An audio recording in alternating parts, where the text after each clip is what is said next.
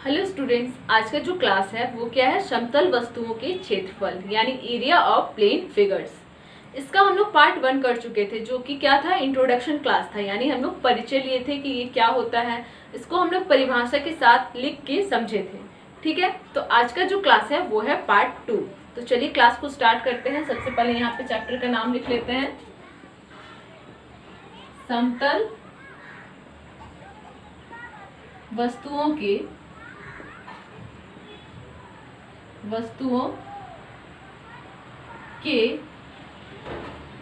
क्षेत्रफल।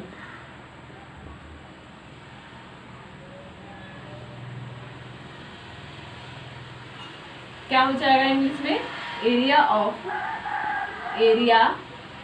Of plane figures.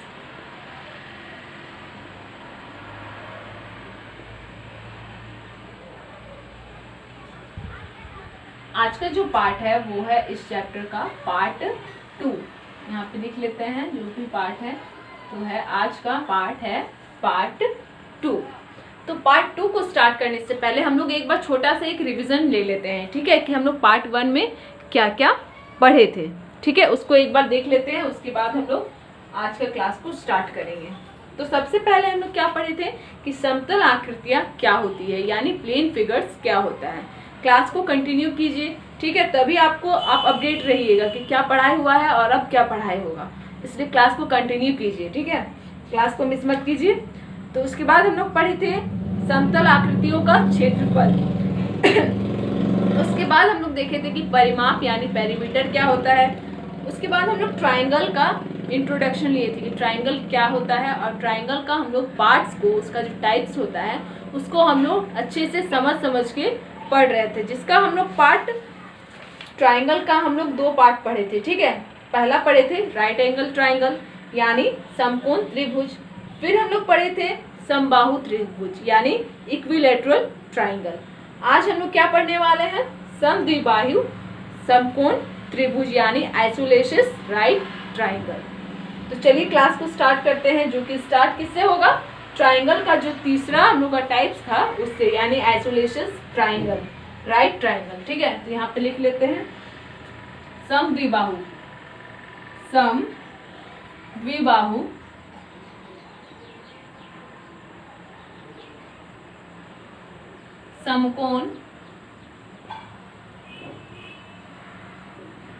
समकोण त्रिभुज, ये है आज का पहला टॉपिक। ठीक है, ट्राइंगल का जो 2 पार्ट था वो हम लोग ऑलरेडी पार्ट 1 में कर चुके हैं, आपको मालूम होगा। इंग्लिश में क्या कहते हैं यहाँ पे लिख लेते हैं, तो इंग्लिश में होता है आइसोलेशस ट्राइंगल राइट ट्राइंगल।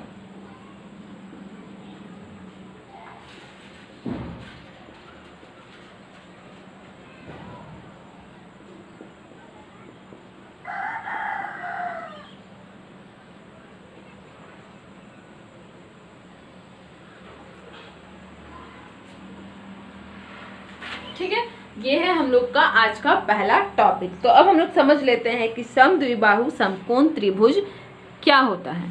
ठीक है, तो इसका जो फिगर है वो इस तरह से बनता है।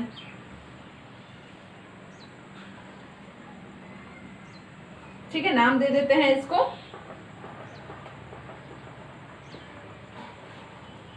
अब इसका हम लोग इसके अंदर हम लोग 2 इंपॉर्टेंट फॉर्मूला को पढ़ने वाले हैं। पहला जो फॉर्मूला है वो क्या है, लंबाई की इकाइयों में परिमाप। लंबाई की इकाइयों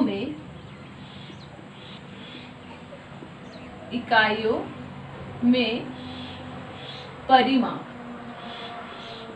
बराबर क्या होता है, 2 फॉर्मूला, सॉरी यहाँ पे हो जाएगा 2a + d। सारा ट्राइंगल जो है, सारा ट्राइंगल का जितना भी फॉर्मूला बताया जा रहा है सबको सेपरेटली लिखते जाना है नोट में। ठीक है, उसके बाद क्या होगा, जब हम लोग इसमें चैप्टर का जब हम लोग क्वेश्चन बनाएंगे तो ये फॉर्मूला उसमें अप्लाई भी करना है, इसलिए सबको अच्छे तरीके से लिख के रखना है। ठीक है, याद करके रखना है। तो अब हम लोग इसका जो नेक्स्ट है फॉर्मूला वो क्या है, वर्ग इकाइयों में क्षेत्रफल। वर्ग इकाइयों में क्षेत्रफल बराबर होता है हाफ ए स्क्वायर यानी 1/2 ए स्क्वायर। यहाँ पे जो हम लोग डी लिख रहे हैं, हर फॉर्मूला में लगभग डी आ रहा है, लेकिन डी का जो निकालने का तरीका है वो हर ट्राइंगल में अलग अलग है। ठीक है, ऐसा नहीं है कि जो हम लोग फर्स्ट में जो हम लोग किसमें पढ़े थे, जो हम लोग राइट ट्राइंगल में डी निकालने का तरीका था वहाँ यहाँ भी उसी तरीके से डी निकलेगा, वैसा नहीं है। हर ट्राइंगल में डी निकालने का अलग अलग फार्मूला है। तो यहाँ पे जो डी निकालने का फार्मूला है वो क्या है, a√2। ठीक है, जो हम लोग राइट ट्राइंगल में पढ़े थे उसमें डी का फार्मूला था b² + h² का रूट ओवर। ठीक है, लेकिन यहाँ पे क्या है, a√2। तो ध्यान में रखना है हर ट्राइंगल में डी निकालने का फार्मूला अलग अलग है, तो कंफ्यूज नहीं होना है। इसलिए कहा जा रहा है कि जितना भी फार्मूला बताया जा रहा है, फार्मूला का एक अलग से नोटबुक रखिए, उसमें सिर्फ फार्मूला ही नोट करते जाना है। ठीक है, तो ये हो गया क्या, आइसोसेलेस राइट ट्राइंगल। अब हम लोग आते हैं रेक्टेंगल यानी आयत पे। ठीक है, तो ट्राइंगल खत्म हो गया। ट्राइंगल का हम लोग 3 टाइप्स को पढ़ लिए, उसका सारा फॉर्मूला को देख लिए। अब हम लोग आते हैं रेक्टेंगल यानी आयत पे। ठीक है, जो कि है हम लोगों का नेक्स्ट टॉपिक। तो यहाँ पे टॉपिक का नाम लिख लेते हैं आयत यानी रेक्टेंगल।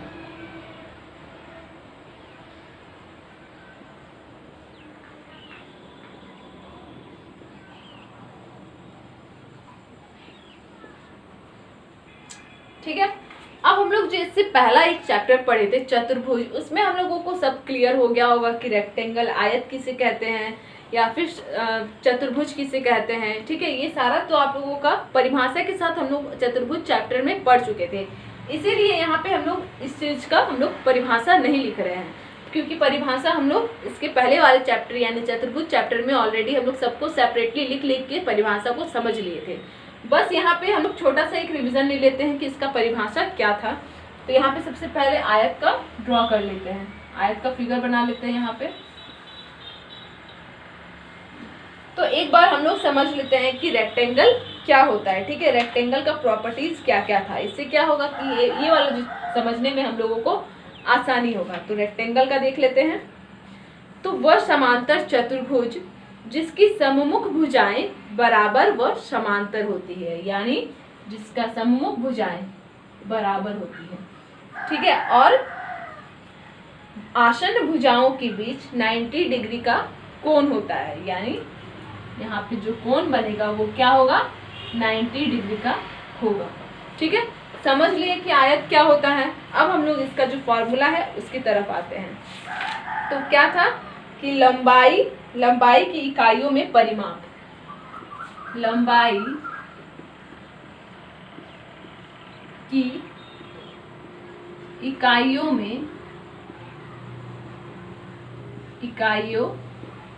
में परिमाप, इसका साइड का नाम दे देते हैं हम लोग भुजा को, यहाँ पे ए ये बी। तो लंबाई की इकाइयों में परिमाप बराबर होता है 2a + b। ठीक है, ये क्या है, लंबाई की इकाइयों में परिमाप का फॉर्मूला। सेकंड जो है वो है वर्ग इकाइयों में क्षेत्रफल, वर्ग इकाइयों में क्षेत्रफल। क्या है फॉर्मूला, AB, यानी इसका जो भुजा है L × B जो हम लोग पढ़े थे एरिया, बस वही कर देना है क्या, वर्ग इकाइयों में के क्षेत्रफल में। ठीक है, जिसमें से A जो है लंबाई है और B है चौड़ाई। ठीक है, समझ में आ रहा है। अब हम लोग आते हैं स्क्वायर यानी वर्ग पे। तो इसको हम लोग हटाते हैं और नेक्स्ट टॉपिक पे आते हैं जो कि है स्क्वायर।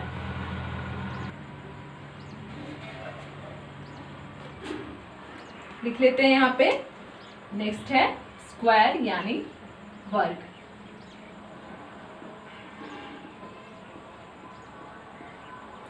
वर्ग यानी क्या हो जाएगा, वर्ग को यहाँ पे ड्रॉ कर लेते हैं।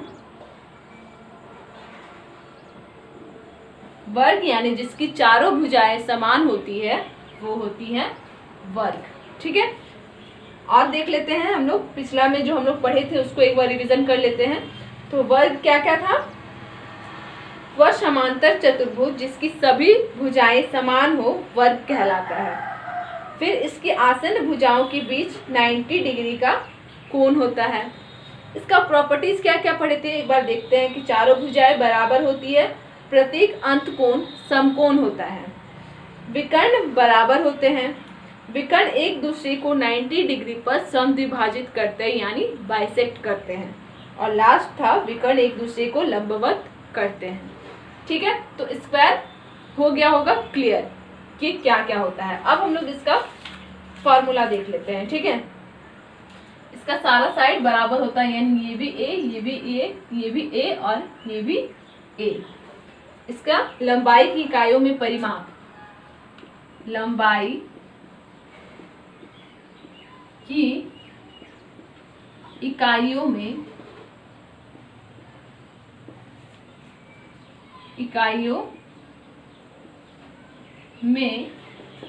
परिमाप बराबर हो जाएगा 4a यानी 4 इंटू इसका साइड। सेकंड है वर्ग इकाइयों में क्षेत्रफल। ये तो मालूम होगा, एरिया ऑफ स्क्वायर क्या होता है? ए स्क्वायर। वर्ग इकाइयों में क्षेत्रफल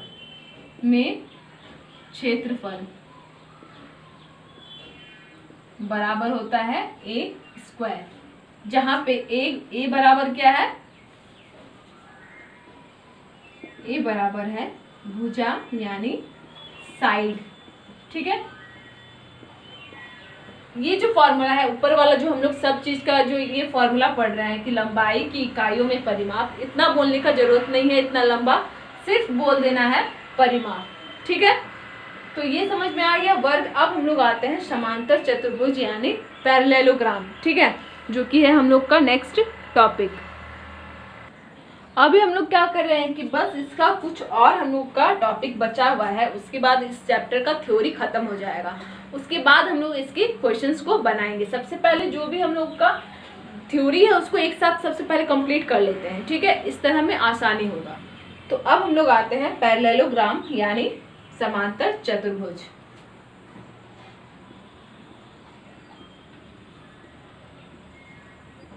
समांतर चतुर्भुज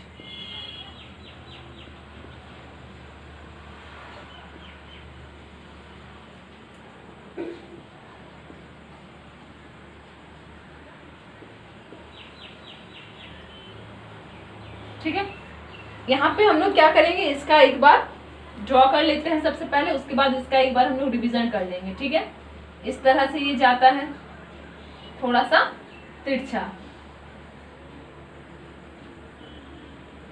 ठीक है, इसके साइड्स को नाम देते हैं ये ए बी, और यहाँ से जो ये हाइट आता है उसको एच। ठीक है, अब हम लोग पैरेललोग्राम को एक बार समझ लेते हैं कि हम लोग इसका क्या क्या इसका प्रॉपर्टीज था। तो सममुख भुजाएं बराबर होती है। ठीक है, ये तो हम लोगों को पता है। नेक्स्ट क्या था कि सममुख कोण बराबर होता है, विकर्ण एक दूसरे को समद्विभाजित करते हैं और विकर्ण बराबर नहीं होते हैं। ठीक है, ये हो गया पैरेललोग्राम का प्रॉपर्टीज। अब हम लोग इसका परिमाप देख लेते हैं, इसका जो फॉर्मूला था वो देख लेते हैं। ठीक है, तो पहला जो है वो है लंबाई इकाइयों में परिमाप। लंबाई इकाइयों में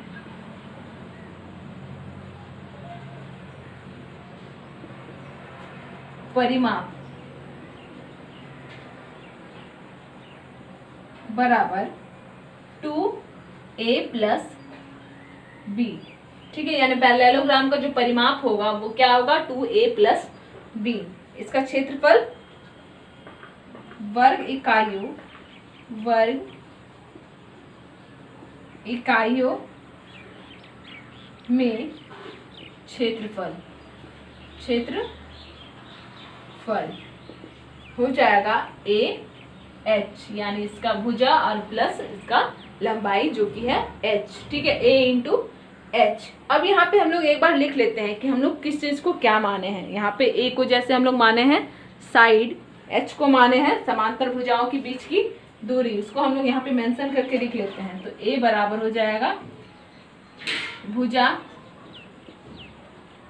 बी बराबर हो जाएगा ए की संगलन भुजा,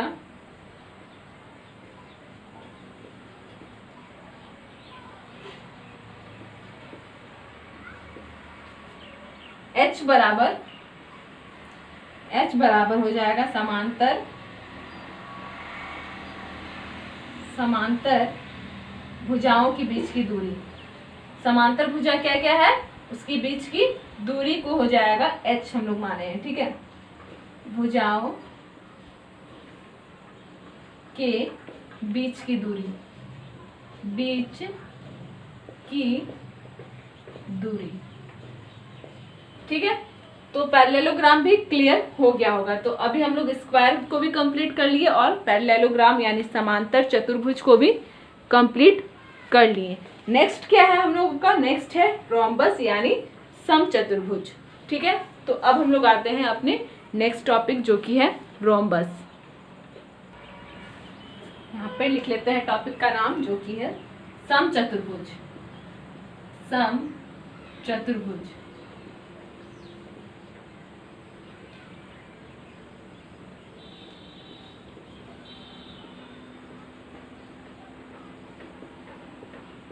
यहाँ पे इसका फिगर ड्रॉ कर लेते हैं।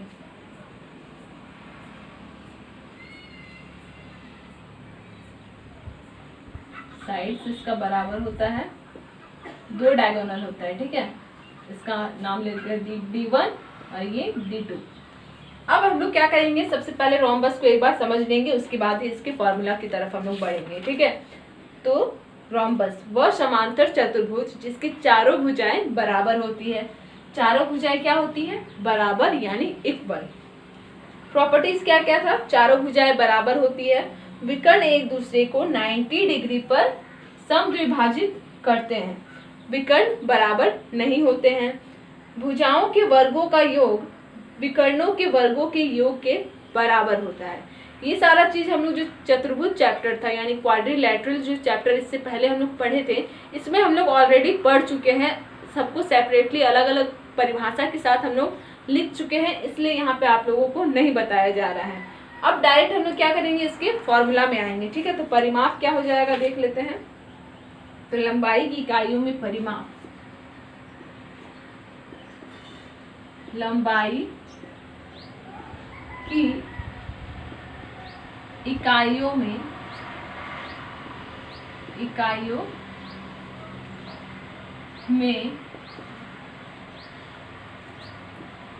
परिमाप बराबर हो जाएगा क्या, 4a, ठीक है। यानी 4 इंटू इसका भुजा। वर्ग इकाइयों में क्षेत्रफल, वर्ग इकाइयों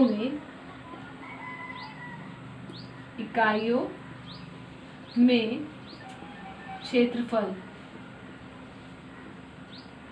बराबर हो जाएगा हाफ D1 इंटू D2, ठीक है।